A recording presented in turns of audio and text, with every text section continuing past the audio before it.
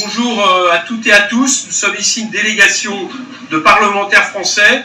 Nous sommes devant le poste frontière qui sépare Rafah, côté égyptien, de Gaza, de Rafah, côté Palestine. Et nous sommes ici venus faire une déclaration solennelle que je vais vous lire en français. Elle sera lue après en anglais et en arabe. Déclaration de la délégation d'élus françaises à Rafah.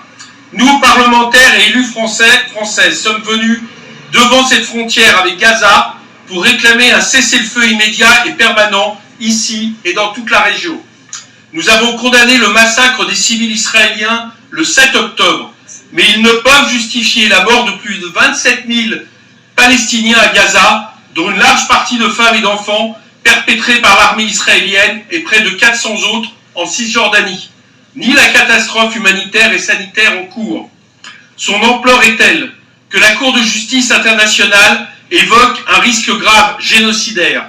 Elle demande aux États qui se reconnaissent dans sa juridiction de tout faire pour l'éviter. Nous sommes là pour y contribuer, en étant la première délégation de parlementaires étrangers à venir ici, à portée de voix de la population gazaouite. Oui, il faut que les armes se taisent. Il faut que les otages israéliens, dont nos compatriotes, soient libérés, tout comme les prisonnières palestiniennes, à commencer par celles et ceux détenus administrativement.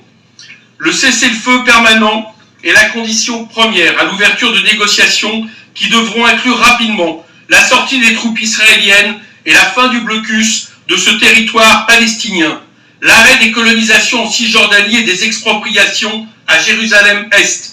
Ces négociations devront s'appuyer sur le droit international et la reconnaissance des droits du peuple palestinien, réaffirmés par plusieurs résolutions de l'ONU. C'est aussi la condition d'un retour à une paix indispensable au peuple palestinien et israélien, et plus largement au peuple de toutes les régions, de toute cette région. Nous sommes aussi venus à Rafah pour témoigner et apporter notre solidarité à toutes les populations civiles. Nous venons à la rencontre des associations humanitaires qui œuvrent ici auprès des réfugiés et des blessés. Nous avons également apporté notre soutien à l'UNRWA dans son indispensable mission humanitaire.